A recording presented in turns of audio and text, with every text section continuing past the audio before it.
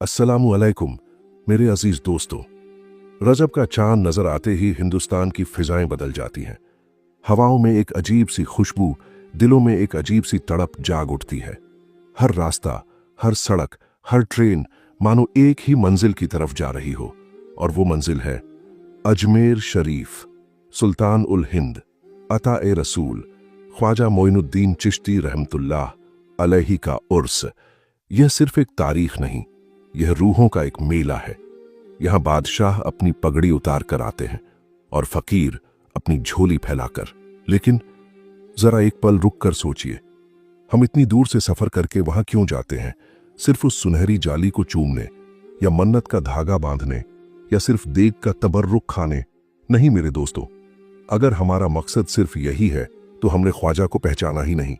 हम अजमेर जाते हैं उस पारस को छूने के लिए जिसने 800 साल पहले इस धरती को छू कर सोना बना दिया था। हम उस मसीहा के दर पर जाते हैं जिसने तलवार के जोर पर नहीं, बल्कि अपने अखलाक, अपनी मोहब्बत और अपने किरदार की खुशबू से करोड़ों दिलों को जीत लिया। आज उर्स के इस मुबारक मौके पर आइए हम उस दरबार से कुछ ऐसा लेकर लौटें जो जिंदगी भर हमारे काम आए।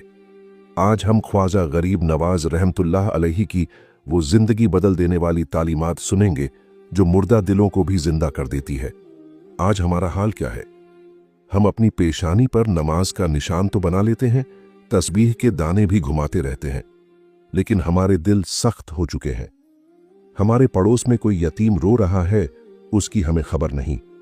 किसी विधवा के घर चूल्हा नहीं जला, हमें परवाह नहीं। ख्वाजा गरीब नवाज रहमतुल्लाह अलैहि ने, जो खुद इबादत और रियाजत के बादशाह थे, उन्होंने हमें समझाया कि अल्लाह तक पहुंचने का सबसे छोटा रास्ता कौन सा है। आपकी मलफूजात की मशहूर किताब दलील उल आरिफीन में जिक्र आता है। एक बार किसी ने सरकार से पूछा, हुजूर, अल्लाह के नजदीक सबसे बेहतरीन और सबसे महबूब इबादत कौन सी है? सुनिए सुल्तान उल हिंद ने क्या जवाब दिया। आपने फरमाया, डरे हुए की फरियाद सुनना, मजलूम की मदद करना और भूखे को खाना खिलाना। मेरे अजीजों, यह है चिश्तिया सिलसिले का असल पैगाम। उन्होंने फरमाया कि अगर तुम चाहते हो कि अर्श वाला तुम पर रहम करे, तो पहले फर्श वालों पर रहम करना सीखो। तुम मस्जिद में जाकर अल्लाह को ढूंढते हो, और ख्वाजा साहब ने सिखाया कि टूटे हुए दिलों में अल्लाह को ढूंढो। आपकी पूरी जिंदगी इसी का नमूना थी। अजमेर में आपकी खानकाह का दरवाजा हर मजहब, हर जात के लिए खुला रहता था।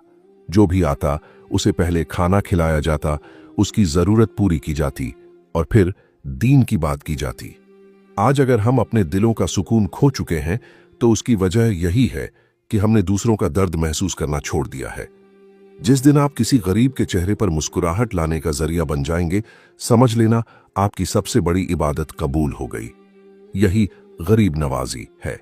हम दुनिया में किसे बड़ा आदमी समझते हैं? जिसके पास बड़ी गाड़ी हो, बड़ा बंगला हो, बड़ा बैंक बैलेंस हो। यह हमारी नजर का धोखा है। ख्वाजा गरीब नवाज रहमतुल्लाह अलैहि ने बताया कि असल बड़ा इंसान और सच्चा अल्लाह वाला कौन होता है। आपने फरमाया, एक सच्चे मोमिन और अल्लाह के दोस्त के किरदार में ये 3 निशानियां जरूर पाई जाती हैं। अगर ये नहीं है तो समझो अभी दावा कच्चा है। पहली निशानी, दरिया जैसी सखावत। आपने फरमाया, तुम्हारा हाथ देने में दरिया जैसा हो। कभी नदी को देखा है? जब वो बहती है तो यह नहीं पूछती कि प्यासा शेर है या बकरी। वो यह नहीं देखती कि पानी भरने वाला हिंदू है या मुसलमान। वो सबको सैराब करती है।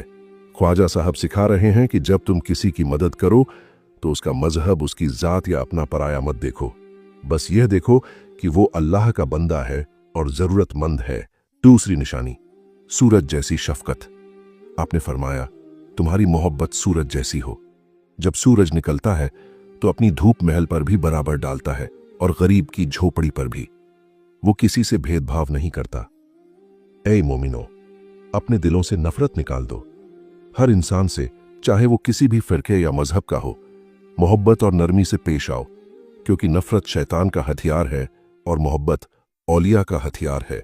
तीसरी निशानी और सबसे मुश्किल, जमीन जैसी तवाज़ो। आपने फरमाया, अपने अंदर जमीन जैसी आजिज़ी पैदा करो। जमीन का सीना कितना बड़ा है। हम उस पर चलते हैं, दौड़ते हैं, उसे खोदते हैं, उस पर गंदगी भी डालते हैं, लेकिन बदले में जमीन हमें क्या देती है? अनाज, फल, फूल और रहने की जगह। ख्वाजा साहब फरमाते हैं कि अगर कोई तुम्हारे साथ बुरा भी करे, तुम्हें तकलीफ भी पहुंचाए, तो तुम पलटकर उसे गाली मत दो, तुम उसके हक में दुआ करो, तुम उसे माफ कर दो। यह बहुत ऊंचा मकाम है, लेकिन यही चिश्ती रंग है। आज जरा अपने गिरेबान में झांक कर देखें, हमारे अंदर से यह 3 चीजें खत्म हो गई हैं।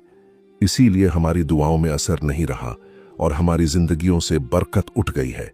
मेरे दोस्तों, ये बातें सुनने में आसान लगती हैं, लेकिन इन पर अमल करना बहुत मुश्किल है। दरिया जैसी सखावत और जमीन जैसी आजिजी तब तक पैदा नहीं हो सकती जब तक दिल से दुनिया की मोहब्बत न निकले, और यही वह मकाम है जहां सारे अल्लाह वाले एक हो जाते हैं। चाहे वो बगदाद के दूल्हा सैयदना गौसे आजम शेख अब्दुल कादिर जिलानी रहमतुल्लाह अलैह हों, या अजमेर के दूल्हा ख्वाजा गरीब नवाज रहमतुल्लाह अलैह हों, दोनों की तालीम का निचोड़ एक ही है। याद करो गौसे आजम का वो फरमान, आपने फरमाया था, दुनिया को हाथ में रखो, जेब में रखो, मगर दिल में मत रखो, क्योंकि दिल अल्लाह का घर है। ख्वाजा गरीब नवाज की पूरी जिंदगी इसी फरमान का आईना थी। वो सुल्तानुल हिंद थे, लेकिन उनके घर में कभी कल के लिए खाना बचाकर नहीं रखा जाता था। जो आता था शाम तक लंगर में तकसीम हो जाता था। उनकी गरीब नवाजी का एक प्यारा सा वाकया सुनिए, बात दिल में उतर जाएगी। इतिहास गवाह है कि एक बार एक बहुत बूढ़ी और कमजोर औरत रोती बिलखती ख्वाजा साहब की खानकाह में आई। वो बहुत परेशान थी। ख्वाजा साहब उस वक्त अपने मुसल्ले पर इबादत में मशगूल थे, लेकिन जैसे ही उस दुखियारी की आवाज कानों में पड़ी, आप तड़प उठे, इबादत छोड़ी और उसके पास आए। पूछा, माए क्या हुआ, क्यों रोती हो? उसने रोते हुए कहा, हुजूर, मेरा एक ही बेटा है, बेकसूर है, लेकिन वक्त के हाकिम ने उसे कैद कर लिया है। मैं बुढ़िया अब किसके सहारे जीऊंगी? जरा सोचिए। ख्वाजा साहब, जो दुनियावी बादशाहों से दूर रहते थे, उनकी महफिलों में नहीं जाते थे, लेकिन एक गरीब मां के आंसू पोंछने के लिए आप खुद चल पड़े और उस हाकिम के दरबार में पहुंच गए। वो हाकिम जो बड़े बड़े अमीरों की परवाह नहीं करता था, जब उसने देखा कि सुल्तानुल हिंद एक फकीर के लिबास में एक बुढ़िया की सिफारिश लेकर खुद चले आ रहे हैं, तो उसके हाथ पांव कांप गए। वो तख्त से खड़ा हो गया। ख्वाजा साहब ने सिर्फ इतना कहा, इस बुढ़िया के बेटे को छोड़ दो। उस हाकिम ने न सिर्फ उस बुढ़िया के बेटे को छोड़ा, बल्कि उस दिन जेल में जितने भी कैदी थे सबको ख्वाजा के सम्मान में रिहा कर दिया। मेरे अजीजों, ये है गरीब नवाजी। उन्होंने हमें सिखाया कि असली विलायत हवा में उड़ना नहीं है। असली विलायत यह है कि दूसरों का बोझ अपने कंधे पर उठा लिया जाए। अगर तुम चाहते हो कि तुम्हारी दुआएं गौसे आजम और ख्वाजा गरीब नवाज की तरह कबूल हों, तो अपने अंदर का अहंकार मिटा दो और खुद को खिदमत के लिए वक्फ कर दो। मेरे दोस्तों, आज हमारी जिंदगियों में जो घबराहट है, जो डिप्रेशन है, उसकी सबसे बड़ी वजह यही है कि हम इन तालीमात से बहुत दूर हो गए हैं। हम दुनिया के पीछे भाग रहे हैं और सुकून हमसे दूर भाग रहा है। अजमेर जाना, उर्स मनाना, चिरागा करना, यह सब बहुत बड़ी सादत और मोहब्बत की निशानी है। लेकिन याद रखिए, ख्वाजा गरीब नवाज रहमतुल्लाह अलैहि हमसे सिर्फ हाजिरी नहीं चाहते, वो अमल चाहते हैं। असली उर्स ये है कि जब आप अजमेर से लौटें तो आपका किरदार बदला हुआ हो। असली उर्स ये है कि हम यह अहद, वादा करें कि आज से हमारी वजह से किसी का दिल नहीं दुखेगा।